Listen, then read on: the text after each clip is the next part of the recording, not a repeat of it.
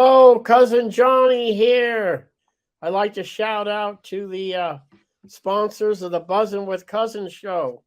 Max Fit Meals, 520 Fremont Street, Monterey. Grab and go healthy meals. They're delish. I Heart You Candles and Gifts, 329 Lighthouse in Monterey.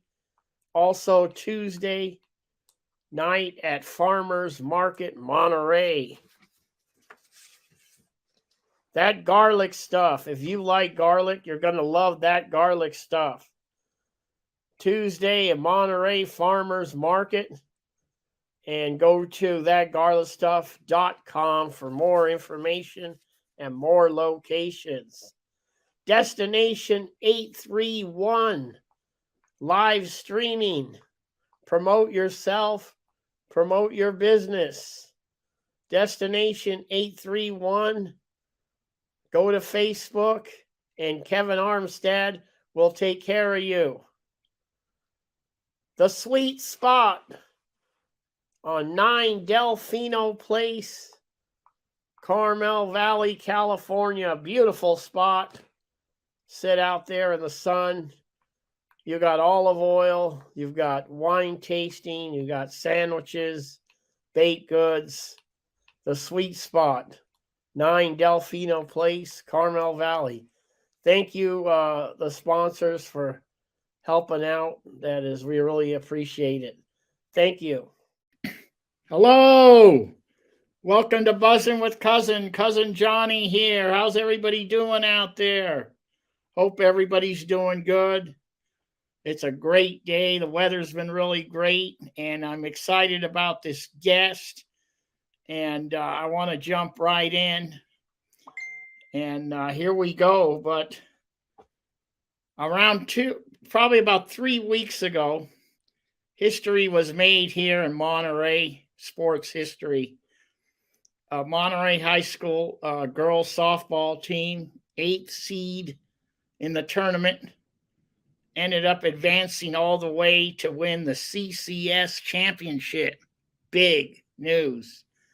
And then they went on to play for the Nor Cal championship and won the whole thing.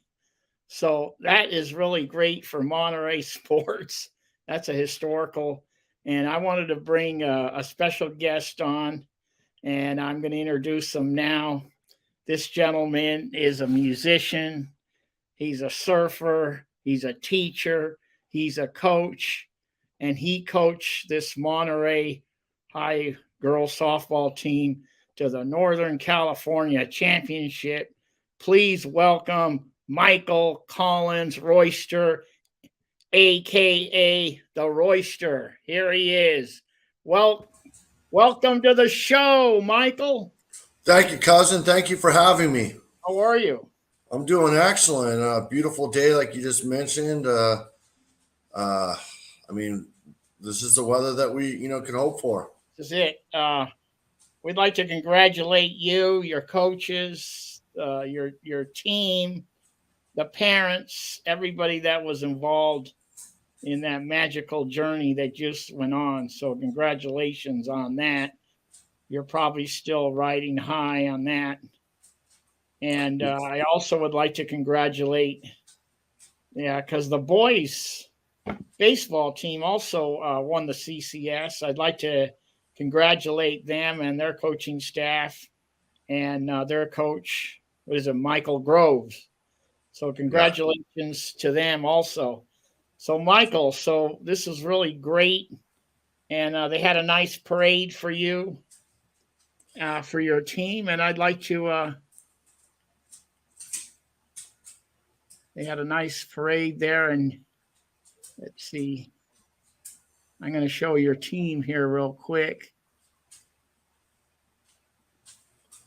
Yeah, it was a nice parade. Kind of felt like I was mentioned somewhere, like a John Cougar Mellencamp video. Oh man, that was like a little hometown, old school sort of thing that doesn't happen all the time. And it felt really special, that parade. It really was nice, yeah. And I have a photo here of. Let's see if I have it.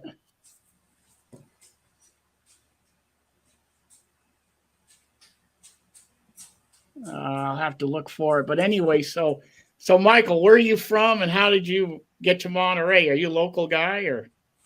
Yeah, I am local. I'm seventh generation Californian. My third great grandfather, General Manuel Guadalupe Vallejo, was born Wow. in was born in Monterey in 1807.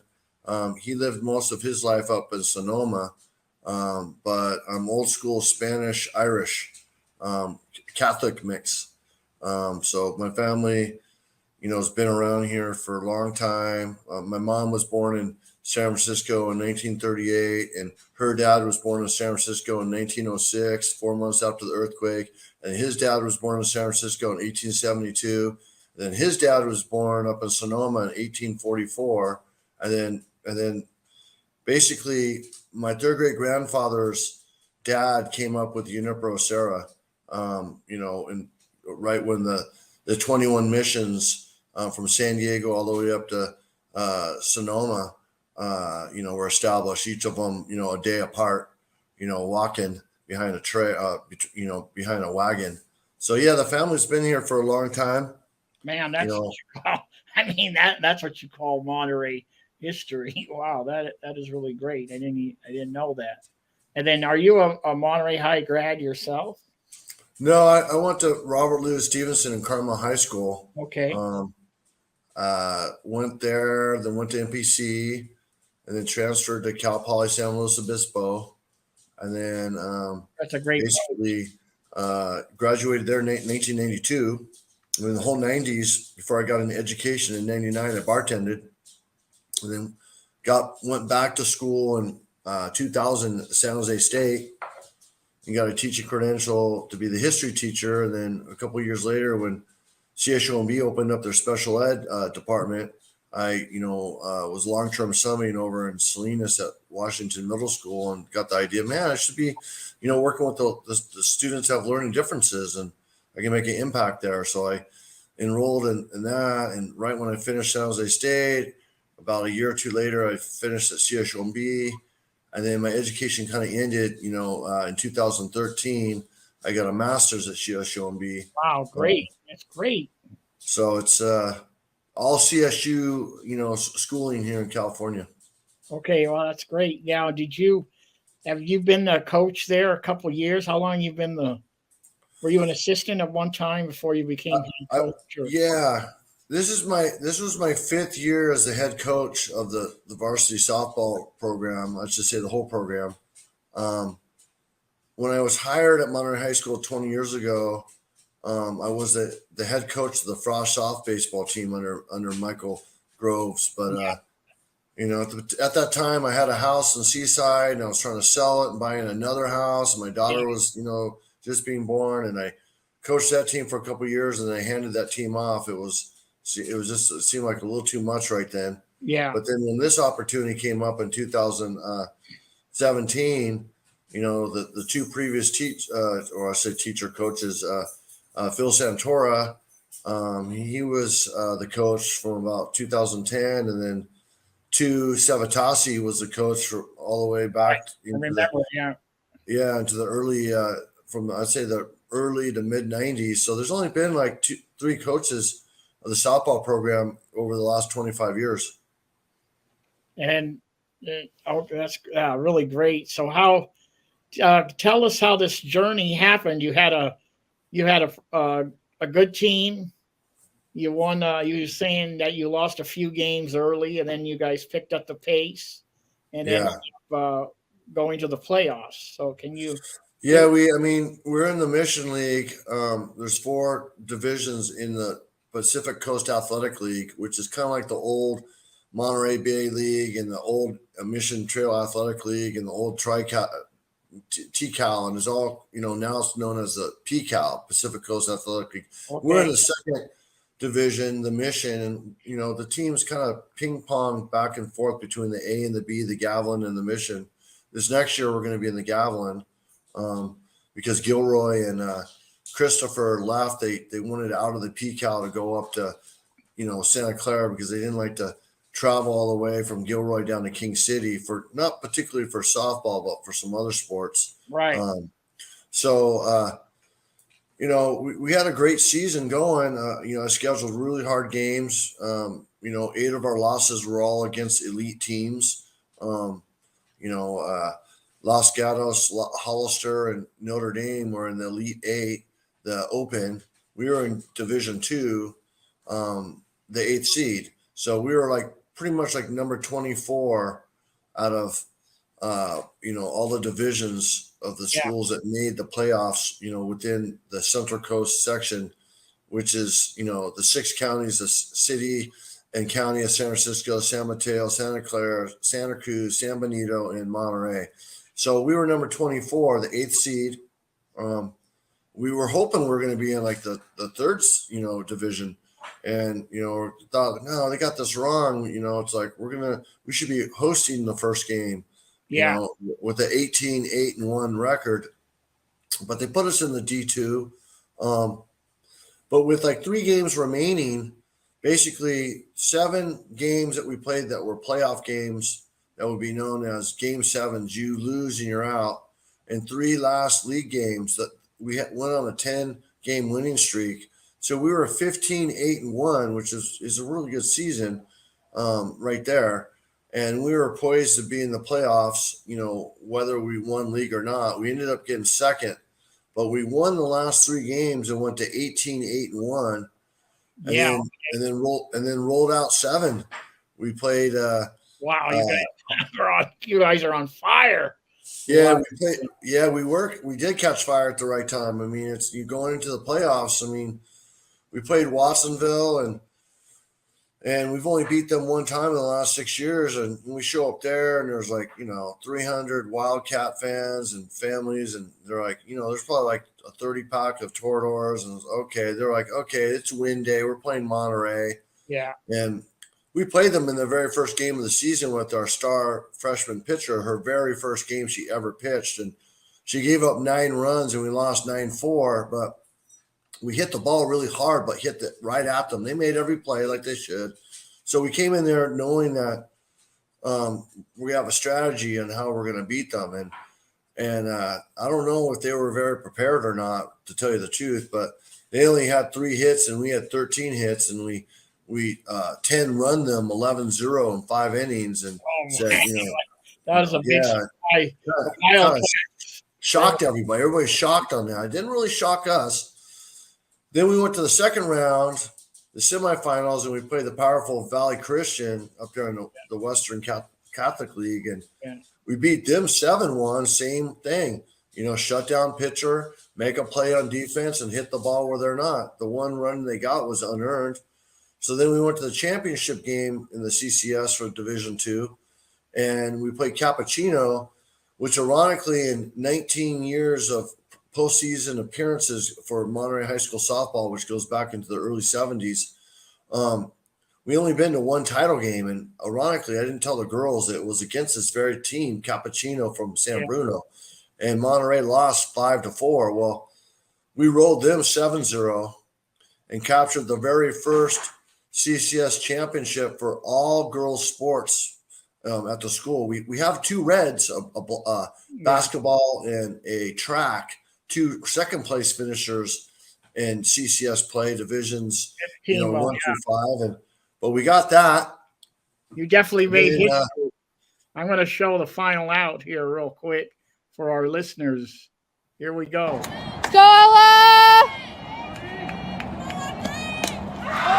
What is it? Yeah!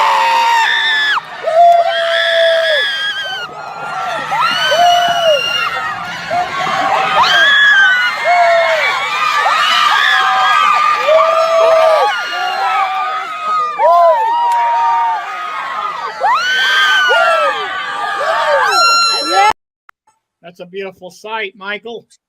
Yeah, it was truly amazing. At the time, I didn't know that all the girls' sports at Monterey High School, and Monterey High School is pretty much known for, sports. Yeah. It has, the most team sports that, out of any of the schools on the peninsula, and pretty much all of them in the county, right there at the top. And, there's been a lot of league, titles, the NBL, going through all the sports, but there's been, there's been zero. They're up until this point zero CCS championships for all girl team sports. Which would be all the sports: volleyball, basketball, soccer, water polo. So that was an accomplishment. I was very prideful of that. But then they unraveled this, first ever, Nor Cal, and they put us as the second seed, which meant we were going to get a home game. And so this team came over from the Valley Hillmore, and we just kept on rolling. We crushed them 10-0, sent them back to the Valley. And then the toughest game of the 10-game stretch was Eureka, and they were the third seed, and they came all the way down a 7-hour bus ride. Oh, wow. From Eureka, California, up there at the top of the state. That's by Oregon, yeah. Yeah, and we played this barn burner, and we beat them 9-8. There's one star player on their team had 3 home runs, which gave them 7 runs on her 3 hits. I didn't pitch to her the 4th time, and people were yelling, "Pitch to her!" I'm like, I'm trying to win a ball game here. We shouldn't have pitched to her the 3rd time. Our pitcher was missing outside, and she was just crushing it over the right center fence, and she had a 3-run home run, a 2-run home run, a 2-run, and we were behind 3-0 at the end of the first. She hit a 3-run home run. Okay, we've never been behind in this little run, and we responded with 4 runs and made it 4-3. Then she comes up again and hits a 2-run home run. It's 5-4. I'm like, okay. Oh no. I know. I was like, so then we get up 9-5. And we're cruising and going, okay, she comes up again, hits another 2-run home run, makes it 9-7. I'm like, it's starting to turn into like a arena football league game where everybody scores. And, yeah. And then it got to the end, and we had 1 out, 1 runner on.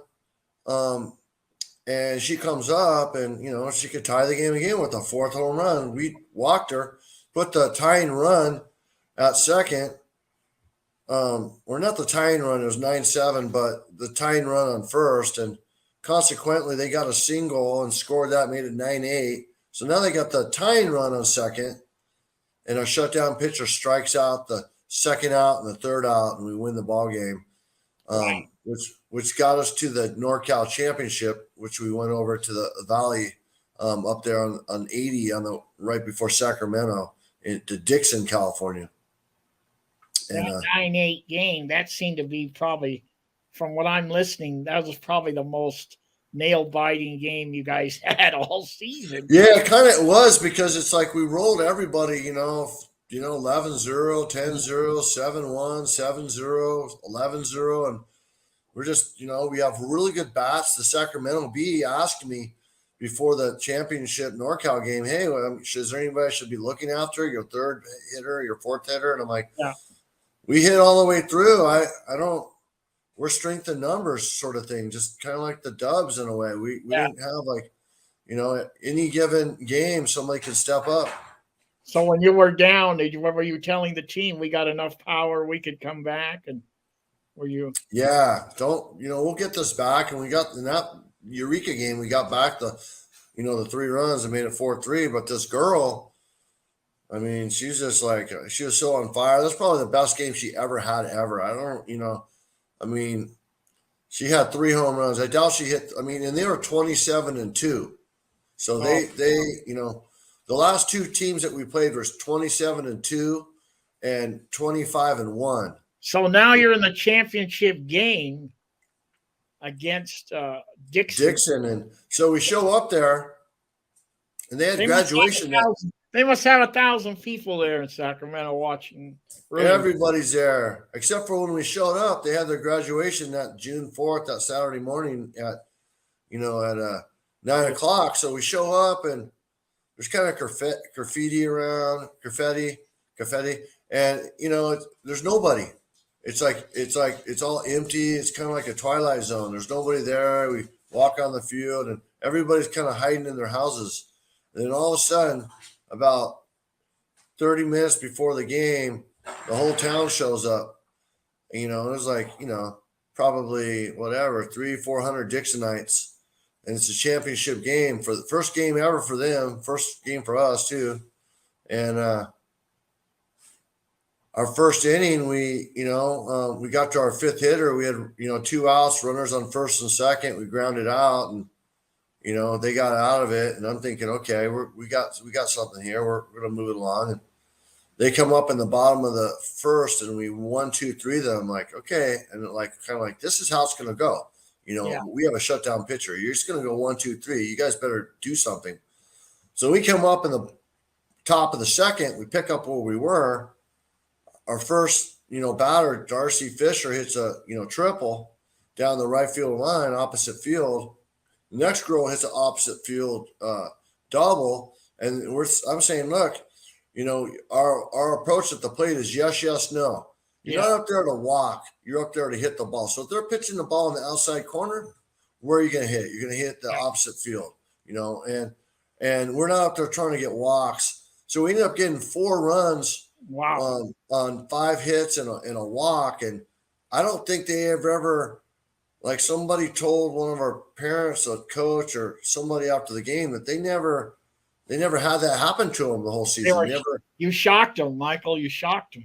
We jumped on them as 4-0. Then we made it 5-0. And then we had a chance of making 6-7, and it didn't happen. And then their star player that had 13 home runs on the year, she hit a single shot in the bottom of the 6th and made it 5-1. And then they got a double play on us in the top of the 7th, and then it didn't matter to us. Let's get these last 3 outs. And what a feeling when you got the ground out to what was a shortstop to second to force out, and you're the champions. What a feeling that must have been. Yeah, it was definitely, nobody saw it coming. It was kind of like just getting the CCS, if you go to the casino, it was like we pulled the slot and hit the triple diamond, and we were very happy with that. And you were happy with that, yeah. Yeah, but when we went back for the Nor Cal and we pulled it again and we got the triple double diamond, and got the double championship. Basically for Monterey High School ending 25-8-1, having the first Nor Cal championship, first place ever for any of the sports or girls. We're going to get 2 banners, hanging in the gym, and it was basically a legendary season. Legendary, it'll remain C because. Yeah. When I talked to you the other day, you said you got a lot of returners. You got just as good a team coming out as this, right? Coming out this next year. Yeah, we had 10 starters that you consider that we'd start with, because we do have flex. We take our kind of our weakest batter, and she was really good, but the batter was a little bit better. And we DP, so you'd have 10 starters going. We'd have 1 in the field and 1 DP on the bench. You can kind of interchange them. But our best shortstop that we didn't have her bat. She'll bat this next year. She's a really good batter, but we have a pretty good row of batters. So we lost 2 seniors, so that 10 goes to 8. But our best player last year, Ashley Gallagher, that was amazing, hit 9 home runs as a freshman. She got injured trying to play basketball, which she told me I'm never going to play basketball, exactly, because she's a D1, hitter. Yeah. She'll be back, so we'll have 9 starters, and then I got, my specialist that was a freshman that ran. She has a really good arm and a good bat, and all she did is run for my catcher. She'll be number 10, and then I got the third pitcher. All my pitchers are going to be sophomores, so my shutdown pitcher and my other 2. So I have a young team. So the legendary season happened, but the question remains: is it going to be a legendary team? Yeah. Wow. I was just thinking that these players here, maybe 5, 10, 20, 30 years from now, they might get together and have like a reunion and go, the 2022 softball team reunion, when they're already. I don't know if it's sunk in with them, because they're all like 15 years old, 16 years old. Eventually it'll sink in, but yeah. I think the seniors get it, because they graduated on that Friday, the 3rd, and then they played the championship game the next day. They all kind of had to hold off their graduation parties and everything, and that was their last hurrah. I mean, the two seniors are not, they're not, I should say all 5 seniors that graduated. Yeah. They're not going to play the next level. So that was their last hurrah.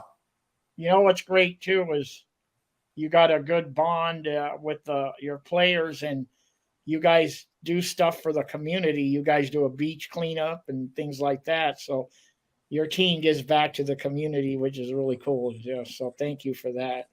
Yeah, the beach cleanup. We formed we took the program and made it a 501c3. And when I took the job, it was almost like running for the mayor of Monterey. I mean, I had like 2. I didn't have 1 interview. I had 2, and that was after teaching at Monterey High School for 15 years. And they wanted to know, do I have a coaching staff, and what's my fundraising program and everything. Wow. And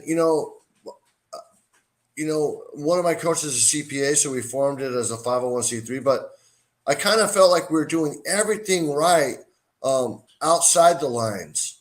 And now it was like, can we win inside the lines? So it was kind of very sweet to actually win inside the lines because we were doing so well outside the lines. So now we have a combo going. Yeah. Well, that was what a magical season, and this is really great. And it's always going to be, next time I see you out, you know how I am. We're going to be talking about it again. So the girl was on 3rd, and this, I mean, I mean, if you love sports, cousin, I mean, this next year I'll get you the schedule. Okay. So you can roll down, and anybody listening to this, cast right here, all the games are free at Jack's Park. Come on down, bring your son and your daughter. Monterey softball pony runs the concession stand. We got the lights. When we play double headers at Jack's, the JV plays at 4, and then the varsity plays at 6. And if you like to come out to the ball yard, we have a nice little fence and the scoreboard's going, and it's being at the ball yard. Let's go out and support our local teams. Let's go Toreadors. Toreadors. Yep. Love it. So, Michael, thank you for that. And so you're a surfer, right? How long you been surfing? I started surfing when I was about 13. So about 40 years. I'm 53. Wow. I've surfed all over the world. My wife's Australian. I've surfed in Indonesia. I've surfed Waimea and the big waves in Hawaii. I've surfed Mavericks. One of my claim of fame was last time I surfed Mavericks. The last time I surfed Mavericks in 1997. My buddy Don Curry and my buddy Hunter Eldridge, and Don was like in the inaugural Maverick contest, the very first year they had it, 25 years ago. And that's and good. Jeff Clark, the pioneer, I'm friends with him. That named it, Mavericks after his dog Maverick. But we're out there, and my buddy Don caught a 15-footer, which is about a 30-foot face, if you're looking at from trough to crest, and then I caught one. I'm on a 10-0 McCoy, and then my buddy Hunter caught one. So it was 3 consecutive waves, and we all kind of kick out down at the very end, and we were like, okay, we're good. Let's paddle in. So we go in and we say, hey, let's go up to Jeff Clark's, shaping bay, where his, right there. And we get out of the car and we start walking up to say, hey, it was a good surf session. He walks out and goes, you guys killed that set. And I was like, oh my God, Jeff Clark just told me. It was like Joe Montana telling you that you threw a great, touchdown pass. That's really great. Yeah. That was a definite air trophy.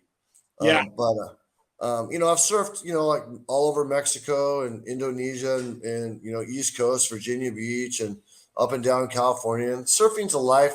It's a lifestyle. It's a life sport. once you do it, it's hard unless you can't do it physically. It's hard to just, oh, I'm not going to surf anymore. But surfing is a great sport. In Hawaii, it's the sport of the kings. Yeah. Um, so that's definitely been a part of my life. My whole life is Great. being a surfer, a wave rider, I should say. Endless summer, Michael.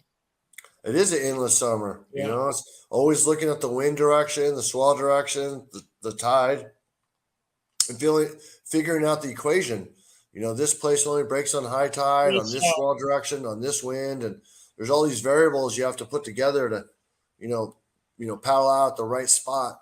And that's what all surfers do. They're meteorologists, basically. Yeah, and I was just thinking that, you had a little pressure with this softball team. I mean, kind of trying to figure out, win these games. So when you're out there in the water, that must clear your mind. You know what I mean? Am I right? Yeah, I mean, the season starts the first, like Monday of February, or this particular year it was January 31st. February 1st was a Tuesday. So usually it's over, we'll say all of February is kind of practice, and then the season's March and April, and then it bleeds into May a little bit, maybe like May, 15th. And if you don't make the playoffs, your season's over about then. And for me, surfing wise, it's become kind of a weekend warrior. It's like I only are able to surf maybe once or twice a week. Yeah. During that time. And the other 9 months of the year, like today or next week or 2 months from now, I can surf whenever I want. I don't have a school gets out at 3 and then there's practice. I can't just like, all right, hey, coaches, I'm gonna go surfing, and it's like, I'll see you guys later. It doesn't work that way, particularly if you're the head coach, you have to be there. Yeah. Because you're the ribbon cutter. You organize the schedule. We had our inaugural Monterey Peninsula softball tournament, which I collaborated with Pacific Grove High School and remember you told me about Stevenson. And you're kind of like being a head honcho. You have to act the role, and they all know I surf, and I got the shaka in me. Let's see if we get the shaka right there. Shaka. Not only that, but you're the bass player of the Johnny Tsunami and the Shoulder Hoppers band. Right, the rock and roll. You got something else going on. How's that going? You guys a lot of shows. It's we started 8 years ago on June 5th was our very first show. We played. Then the band changed one time. It was called Atomics for about a year and a half, and then it changed to Johnny Tsunami. And I'm gonna say, let's think about this here. Like February of 2016. But the very first show we ever played, I produced, and that's the other thing is producing shows. I produced a show where it was our band and I got 2 other bands, and we only had like 11 songs, and it was set, 3 bands, 3 sets, but it was the Surf About pre-party. So the very first show I ever did, I did it at Planet Gemini, and Anthony Lane, after the show, and like there was 200 people show up, and they made like $6,000, and he's like, Royster, where have you been all this time? Yeah. Oh my God. So for the next year, we were able to be the house band and practice at Planet Gemini every Thursday. We practiced, and we do one gig a month, and we practice the other 3 and try to, grow our set. And I was figuring, God, how am I going to get people to go there to see this rock and roll, show in these bands that we're doing? So I figured out doing fundraisers. So, we did a fundraiser for the, kids with autism. We did one for the lymphoma, leukemia society. We did one for the surf rider. We did one for the not the SPCA, but the animal rescue over in the Pacific Grove. And we did all these fundraisers, and that was the way to get people down there. So there was, we'll call it rock with a cause. Yeah. And so we did that for, over a year. And then when we changed the name, the set continually grew, to play out on the tavern tour. you have to have it, 3 sets, so, you really comfortably want to have like, 5 sets of music so you can interchange, the mood Yeah. of the moment, whatever you're playing. And, but the very first times we're playing, I mean, it was like, we had barely 3 sets, and we'd almost play like one of the songs over in the third set from the first set, Yeah. thinking, oh, maybe the people that were there for the first set, they're gone Right. now. Right. And we'll just retread this again. But Johnny Tsunami and the Shoulder Hoppers, I mean, we play pretty much as a 3-piece now. We played a 4-piece, You guys are 5-piece. a popular band in Monterey. Yeah, we play all over. This Thursday we're playing at Dust Bowl, from 5 to 8 right there and at the old brewery. At the Wharf. Yeah. Wow, so this Thursday, I this Thursday we play. Didn't realize they had music there. They do music there once a week on Thursdays. And they did it last year, and I booked 6 gigs there once a month at all the Thursdays at the end of the month. Yeah, that is really, I mean, what a venue. I mean, you're right on the water. You got some nice beer, and you're overlooking the water. And that is, a lot of people like that spot. They like it. They like that it's outside. I mean, people get excited. And you got the taco truck next door right there. Yeah, the Weldo's taco truck. And I mean, there's been some places that, COVID killed. I mean, we used to play at Moss Landing Inn, and, that's a dive. I book all the bands at Sportsman, and that's everybody's dive bar. I mean, in fact, Michelle, I mean, they pride themselves as a dive bar. People come to Monterey looking for dive bars. And so, we play there as well at the Sportsman, and they're totally pro musicians and the economics and everything, and worked it out and gave everybody a raise there, for the show there. And we've played many shows at Fern. We've played, like, honestly, cousin, probably like 500 shows. Yeah. Outside of the Money Band, Johnny Tsunami and the Shoulder Hoppers has arguably played the most shows in Monterey County. Yeah. That were public, and Zoe would agree. They're about 8 to 9 out of 10 of their shows are private events. Yeah. Where we're like 9 public and maybe 1 private. Yeah. But we're not a wedding band. We're kind of have a corporate set, or a private party set. But it's playing rock and roll and seeing people smile and dance and plugging the Sportsman Club. That's a great place. People go down, check it out. It's got to be the most friendliest place I've been in. I mean, everybody's friendly. They love. I mean, yeah, Michelle, and I mean, we've played there since 2015. So back then, 15, 16, even maybe 17, a whole weekend would go by and they had no music and they had no calendar. And I built them a website, and it's justcuzitslive.com, because her dad was his name is Cuz. So I incorporated Cuz, justcuzitslive.com. And so now music is there every, Friday, Saturday. My other band, the New Wave, is actually playing there on Friday night, 80s rock, which is different. Tsunami's more Grateful Dead, Stones, Petty, Pink Floyd, kind of jam band. Like barbecue. Yeah, old school. Barbecue. Yeah. Allman Brothers, Eric Clapton, Joe Cocker, Bob Marley, Jimmy Cliff, all that sort of 70s rock. So Thursday it's going to be at Dust Bowl. Thursday, Tsunami at Dust Bowl, and then Friday is going to be New Wave at the Sportsman. And all you listeners there on Thursday or Friday, go check. I mean, out.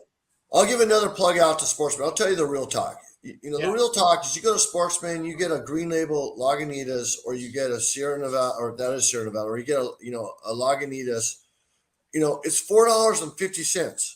You go to Monterey or Carmel, that same beer is $8 to $9. So if you want to talk about inflation and looking at your back pocket, and helping out a small business, that's who you want to support. That's mom and pop That's 101 right on there. top, yeah. And it's a total Toby Keith song there. Come as you are. I love this bar. Atmosphere there. Yeah. The anti prima donna, the anti pretentious. And so we love playing there. And Tsunami plays at Sly's, and New Wave plays at Salty Seal. We play at Lucy's, and so you got the different venues around town and that support music and nice venues out there now. Yeah, supporting live music. I mean, it's I mean, there's a lot of people that don't like live music. They like the DJ. That's great. It's music.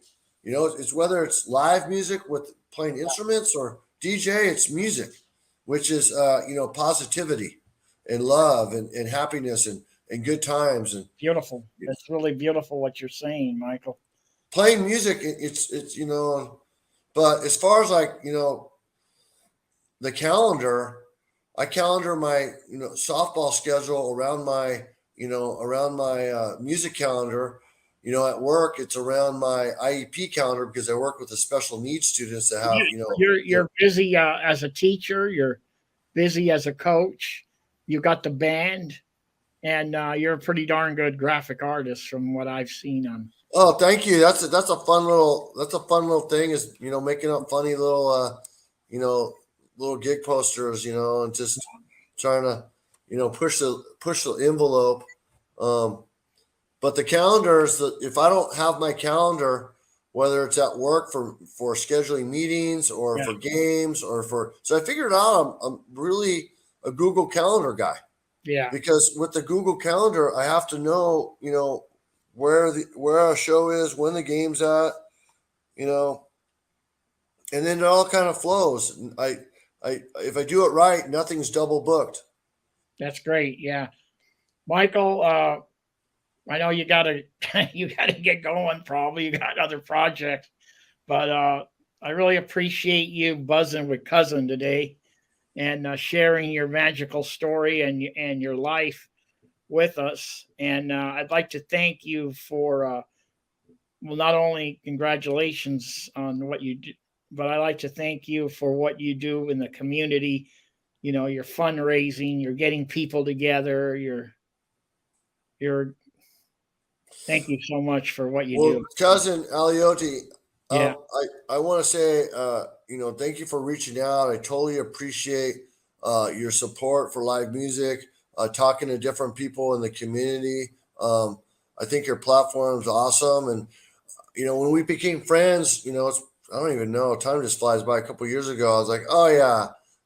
I think one time I was talking with you and Stefan Vagini down there and then we're talking and it was Stefan and you and me, and it was just like, and then we're like, I think right then it was right that time. I was like, oh yeah, I gotta be friends with Cousin Aliotti. Yeah, that's the old school G here in town. So, just great. keep doing what you're doing. I'm very blessed to have friends like you in this town. Okay, thank you. It's a pleasure to be your friend. And what I'm going to do is I'm going to sign off with you. But once again, thank you for coming on. And I'm going to play like a 3-minute clip on I think what was it? The Sacramento Bee did like a little summary of the championship game. So I'm going to play that. In the meantime, Michael, thank you so much. And we'll see you out on the town. Bye. Thank you, cousin. Thank you. So here we go. I'm going to get this clip.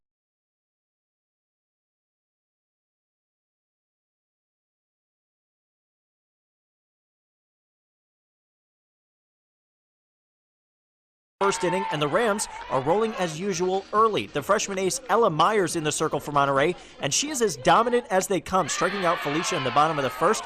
So we head to the second. The Toreadors break through. Easton Jennings, another freshman, hits an oppo down the first base line to score Darcy Fisher and slide in for a double herself. Then it's Jordan Chupanich who hits a looper into center, perfectly placed, I guess, in between 4 Dixon fielders for the hit, and it's 2-0 Doors as another run comes in to score. Sticking in the second, Katrina Manufatoa slaps one up the middle for the base hit to plate 2 more runs, and Monterey goes up 4-0. Trying to get out of the inning without any more damage done, Ella loops one into foul territory, but Ashley Garcia ranges over and makes a tough catch to get the out. Nice play there. We head to the third. Dixon trying to get on the board. Audrey Graham makes contact up the middle, and Caitlin Hendershot is heading home. You know there's a play at the plate coming, but the throw is well in time, and Katrina applies the tag for the out. So we head to the fourth. Monterey gets it going. Again, Katrina hits it to left, and that'll roll all the way to the fence. Another run comes around to score, and suddenly the 2-seeded Doors lead number 1 seed Dixon 5-0.